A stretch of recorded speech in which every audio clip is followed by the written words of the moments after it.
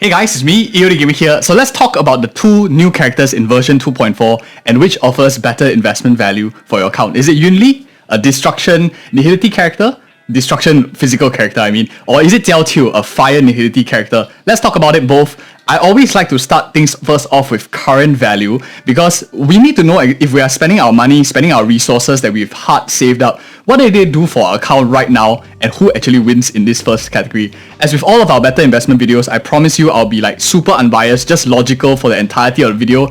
And if you guys care about my personal thoughts, I'll leave it right at the end of the video for any of you who care about that. But let's talk about current value. I always like to look at the big picture first, like zoom out and take a big step back. What are the teams that these two actually outperform in?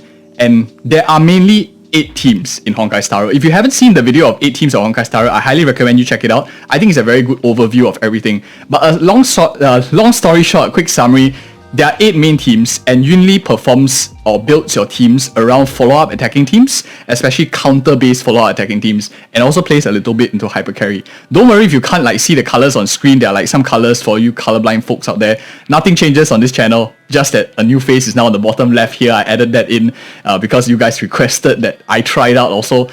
Forgive me if I'm feeling like uncomfortable on camera. It's like my second video ever doing it. But anyways, Jiaoqiu over here fulfills into DOT, debuff, as well as hyper carry teams.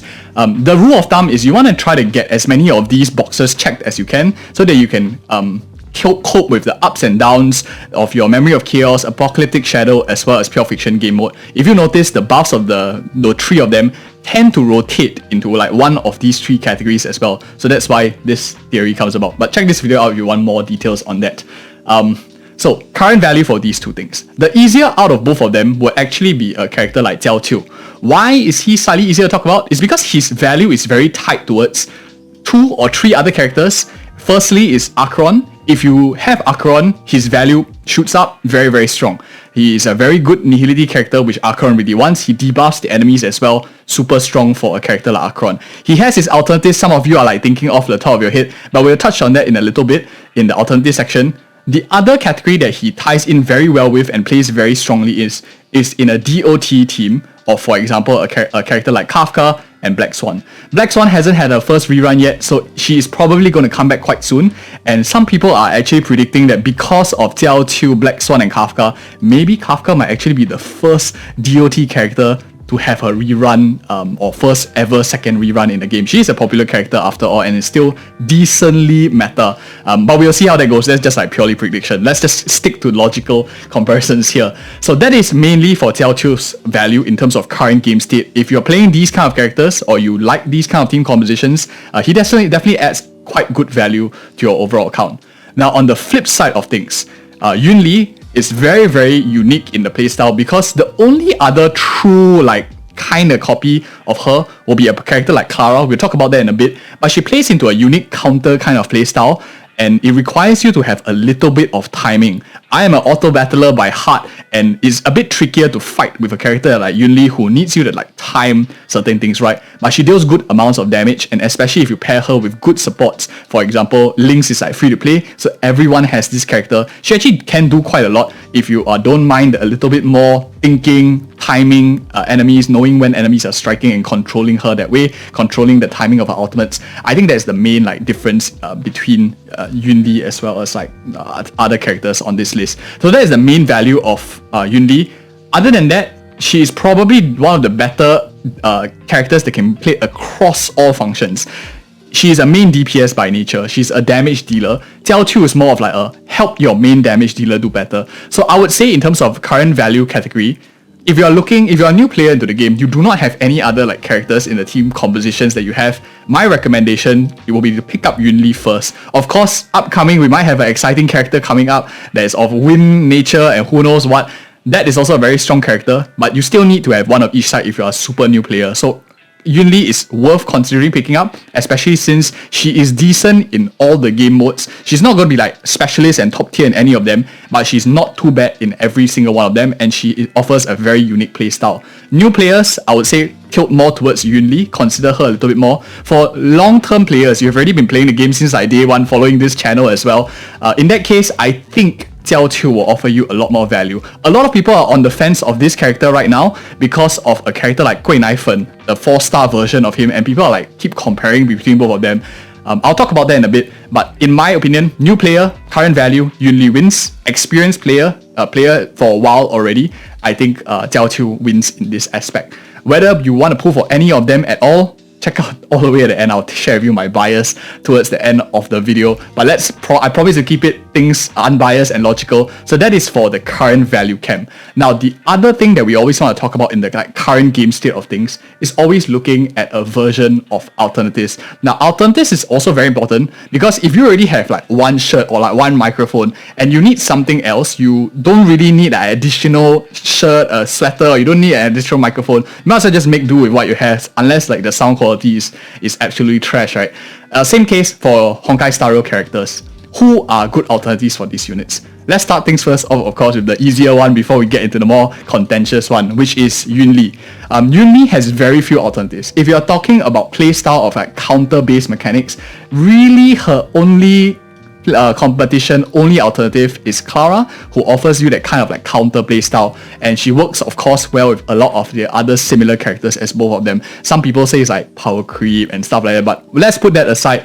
Yunli is very strong. She's a very good DPS, plays into most game modes quite well, and utilizes free characters, for example like Lynx. Her main competition also, if you talk about like follow attackers, some of them you can consider classify at maybe Mark 7, maybe to some extent Blade, because they also play into like similar styles, but they're not as close as a character like Clara. Now, if we switch things up, now we don't just talk about like counter-attacking kind of playstyle, we talk about the physical damage dealers, then there are much more alternatives to her.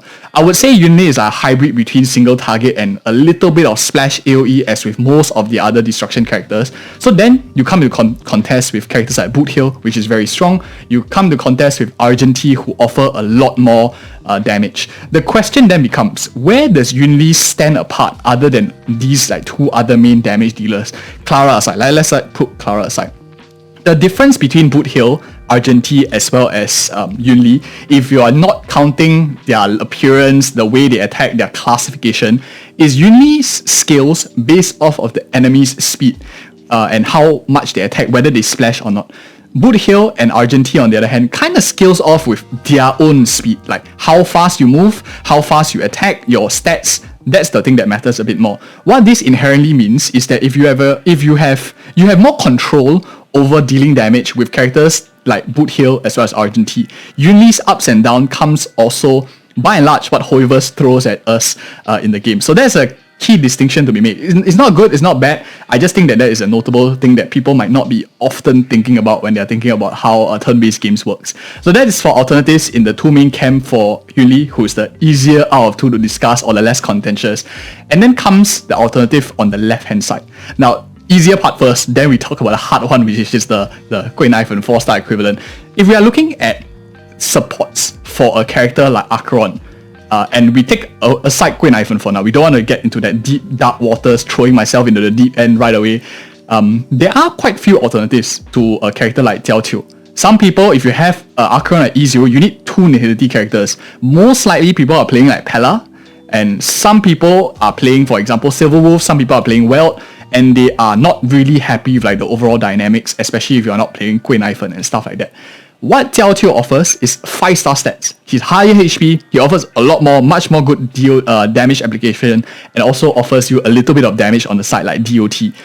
Very, very strong. So he offers you in that aspect, and has few alternatives if you talk about it in terms of like Akirion team compositions right now, because they're so like little damage buffing nihility characters that are 5 stars for the nihility classification. The other side of things, the DOT team compositions, he really doesn't have too much competition, because you actually want to play with all of the limited 5 stars if you're building DOT teams like Kafka, like Black Swan, Jiaoqiu. You want to play with them all together, so it's not really like competition with each other.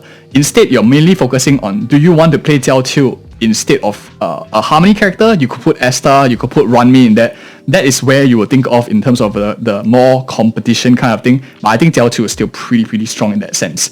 The only, I think like the biggest thing that people are arguing with, and that's why I want to share like some of my logical thoughts or honest opinions with you guys here as well, is people are saying Gui Naifen is actually good enough. Like you just need a E6 Gui Naifen and she's probably going to be on par with like E0 Jiaoqiu. Now hear me out. So the main thing about Eidolons is yes, they get stronger and stuff, but the fact is 5 stars have higher stats. What that means is you are able to survive hits better with 5-star characters compared to 4-star characters. Some of you have realized by now your Pella and your Queen Ivans are extremely squishy.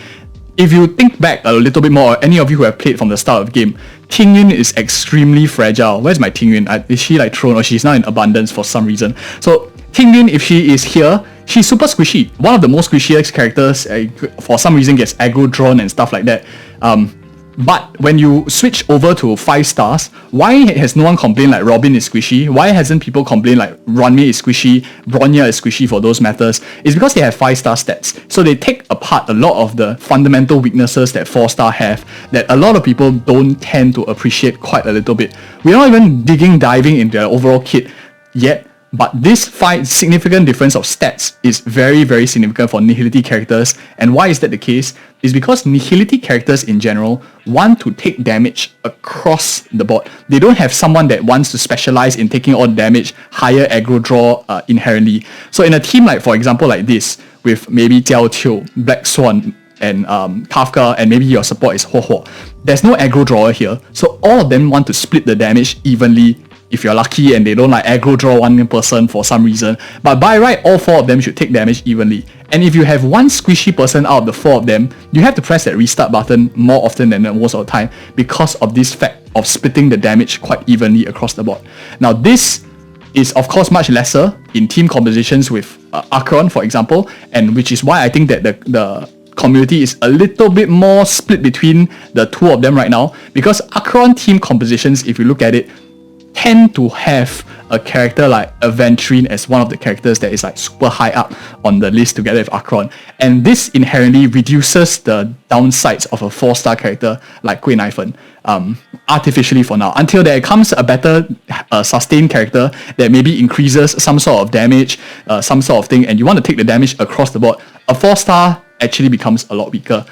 And that's my thoughts on the comparison between both of them so far. And we're not even like jumping into stats. I'm sure there's tons of content out there already showing you why E0 Jiaoqiu is superior, better and decent as well. But that's beyond the point of this. I just want to help you, give you some thoughts to think about in a logical fashion, not trying to like stir drama here and whatever. Not really a drama person by any nature. So that's for the alternative section. In my opinion, alternatives wise, Yunli has fewer alternatives in terms of counter playstyle, but in terms of physical addressing, she has quite a good amount of alternatives right now already. Even 4 stars like Susang is also decent.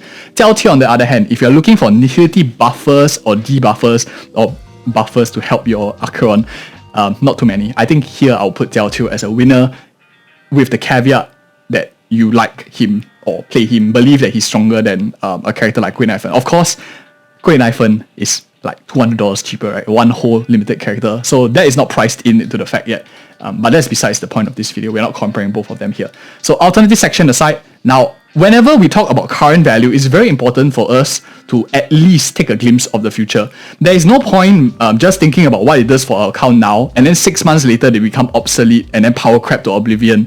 So I want to touch on that here as well. But not only that, I also want to touch on if they are better in future and they kind of like suck now, why don't we just like skip their current patch and pull for the rerun in future? That's another thing that this section aims to cover too. Future value. The question now is, where is the game going to go? What is the meta teams that is going to come about? From what it seems like, maybe in the upcoming patch, we'll have a character like Fei Xiao, we have a character like Ling Sha. Gut feeling wise, and if you have DOT characters coming back, the meta is pretty much going to revolve around very similar playstyles, where you are focusing on follow-up attacks, you're focusing on break, you're focusing on DOT and debuff, which is the current meta game state. Follow-up attacking here, the meta has always been, there are 2 types of follow-up attackers. Follow-up attackers that rely on their own speed. For example, you have your Topaz Nambi, you have your Aventurine and stuff like that, which deal damage based on how often you move. And follow-up attackers that rely on enemies' ability, as we talked about, like Yunli, like Kara, in some sense Blade as well. These are the 2 types of follow-up attacking. The one that is more meta right now is the first part, which is the Topaz Nambi Doctor ratio kind of thing, where you rely on enemies like you attacking the enemies. So Jiaoqiu, in my opinion, definitely still fulfills a little bit better into the upcoming game state because Akirion is still going to be relevant. If DOT is going to come back, Black Swan needs to come back for a rerun, DOT probably is going to be quite relevant still. So it plays very nice into the near term like goals and trajectories. The future, like if you look like slightly further out, that's where it comes a little bit difficult to predict because Yunli offers you a new playstyle and they haven't really gone into the counter playstyle, and it's one of the strongest reasons why I think that counter might come into the game sooner or later. They haven't had much signs on it yet. The so far upcoming characters, whatnot, seem to all be playing to the current meta, current game state of follow, attack, and break. If you ask me, it's getting like a little bit stale, but it is what it is. We're playing to the same thematic so far, but eventually they have to move out, and that comes a big question mark. Do you think you'll move out into counter? If it is, maybe counter is going to get a little bit of a buff. But either way, the fate of Jiaoqiu is tied to how Akirion performs, how DOT performs in general. The worse Akirion gets, Jiaoqiu will disappear similarly. It's very similar to the likes of in the very beginning when Jingliu as well as Pella they were kind of like tied to each other. When Jingliu fell in popularity, Pella fell until of course Akirion came about. But similarly for Jiaoqiu also, I think he'll be in this space. Other than these two teams, it might be difficult to justify using him instead of just a spanking new a spanking solid harmony character rather than a debuffer that offers you some sort of damage. That's my opinion as well. For future value for Yunli, definitely is upcoming, maybe more gears catered to counter attacking, more styles catered to counter attacking will be very interesting to see. In my opinion, between both of them, because this is an investment value video, I have to go with the path that has least resistance, the less risk, because most of you watching this video, I want to give you honest advice, and I don't want you to take unnecessary risks, which is like maybe might happen. In that case, that caveat aside, I think that Jiaoqiu offers a clearer path to success. Yunli is a bit more question mark right now, especially if you're an experienced player looking for it. If you're a new player, on the other hand, if you're a new player, relatively new, playing for just like less than 6 months, I think Yunli offers you good stabilization in the physical damage dealing aspect, a nice playstyle to have that you can pretty much put a lot of free-to-play characters with her. We've already done like team composition videos on the channel. You can check that out if you're interested. But in my opinion, future value, similarly, I think a character like Yunli outperforms a little bit. Because Jiaoqiu, you do need quite a lot of resources. You need at least Akirion, you need the Black Swan, you need Kafka. There's quite a lot of resources you need to pump into just to get one character working as well. He's more of like a, once you fill up the jigsaw, he's the final piece, or the you are replacing the piece with a new piece kind of thing. Yunli is you are buying the first initial jigsaw puzzle. I like to think of that as an analogy. Now, next up, another future thing that I want to talk about is potential of the team compositions, or potential of these two characters. What is potential and how does it differ with future value? Future value, while it looks at the current game state and the meta of what's going to happen, what's going to change, potential turns and flips the whole thing around and looks at Hoyoverse as a company instead and their tendencies. We've been covering the games for 4 years. They have kind of like a trend of doing certain things, and both of them play into the Senzo arc, Senzo Luofu, Senzo Zuming, blah blah blah. All of these kind of things, they play well into both of them, which means that they will have support in the near term. So in this sense, potential, both of them are on par. They are both similarly. The one that I think might have a slightly higher favor is the one that has a trend of a new game state. Jiaoqiu is playing into old meta, playing into characters that are already good. And when you are playing into characters that are already good, means your timeline is shorter than a character that is playing to a new state. They won't release a character in a new state that has no support, or they don't intend to grow it. I think my thought is that Hoyoverse might intend to change from like follow and break into a counter mechanic or some other thing. I don't know what exactly, but they can't stick around in the same brackets for too long because it'll be oversaturated, you can't sell, and they need to find new ways of making money. My opinion here is that from a company standpoint, it makes more sense to go in the Yunli route, given that there are no other counter attackers in the game, no other specialists in that field. Whereas like Jiaoqiu is like you're playing into a slightly older meta between both of them. That is just my opinions so far between the two of them on the potential standpoint. This is a little bit more iffy because both of them are the Senzo Luofu arc, so it's a bit trickier to say.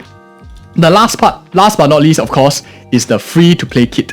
What do I mean by free-to-play kit is Obviously, spending $2,000 on a character and spending $200 gives you totally different results. Akirion at E2, very different for other characters at E2 as well. I want to talk here about E0 character, because not everyone have resources to put their signature and whatnot. In my opinion, DPS characters generally are less free-to-play friendly compared to supportive, in a sense, nihility characters that are not the main damage dealer, like for example Jiaoqiu. So in this case, I feel that Jiaoqiu should be ranked higher because he doesn't really require the damage stat. You don't need the best in slot. You don't need the taunt signature that, for example, Yunli has, her reliance on having aggro draw. All these things should theoretically push Jiaoqiu up. But in essence, if you think about the essence of this particular character, in order to make him work, you need many limited 5 stars, which is very, very expensive. So this is where it kind of like contradicts the normal consensus that DPS characters are more expensive to run. How expensive it is to have a roster of these 3 characters, Akirion, Black Swan, Kafka, and Jiaoqiu, compared to a character like Yunli, and then you slap on a free-to-play links over here, and you pretty much can like mix and match any other character you want, any support here, whatever you're looking for. I think that from the grand scheme of things, and a good honest recommendation is Yunli is much better for a free-to-play player to get going, whereas Jiaoqiu, you are either a free-to-play player who has been playing for a really long time and has all the right, quote-unquote, right characters to make him work, like Akirion, Black Swan, Kafka, and stuff like that. In my opinion, Yunli offers a bit more free-to-play value compared to a character like Jiaoqiu, based on this judgment, even though it's harder to build a DPS character in terms of gear requirements. They'll always be much weaker than a character that has their signature light cone. But in this case, I think Lynx counters that aggro draw issue that her light cone provides a little bit more, and she's free to play. So in that case, that's my thoughts. And now, as promised, last but not least, my honest advice on which one I think is better, and even are they worth it to pull at all. Now, let me just say this. If you're a new player into the game right now, I think that there's a new character coming up that's going to be pretty interesting to look at. Maybe of a different typing from these two. Maybe Win, maybe some other ones. Maybe Hunt in Nature, who knows. Going to be very strong that I think is worth considering right now. If you're a new player looking for a DPS, perhaps it's better to hold off any spending. If you really like these characters and you want me to make a choice between both of them, if you are a new player, I would recommend you going for Yunli. If you can't wait, you want to get something right now. But new players, please, just one patch doesn't kill you. The other thing is, if you are an experienced player and you want to make your Akirion teams solid and strong, regardless of whether the new fancy DPS is coming out, you can have Akirion in one half, new fancy DPS in the other half, and you will be very strong because you have 2 solid teams going into until Akirion is like pushed out of meta. Whoever knows when that is, right? I don't know when she's going to come out meta, but that's anyone's guess. And that's my honest recommendation to most people, and that's my own biased thoughts. Between both of these two, if I had to pick, I would say new player Yunli, experienced player Jiaoqiu, slightly longer player, but even new players, then you might not have to make a choice between both of these two and just wait for the live stream, in my honest opinion. And guys, thank you so much for watching. If you appreciate such content, do like, subscribe, share with anyone who's like thinking of these two characters or maybe on the fence as well. And thank you guys so much for watching again. Forgive my very uncomfortable, still getting used to it face on camera. But again, thank you so much for watching. See you next video.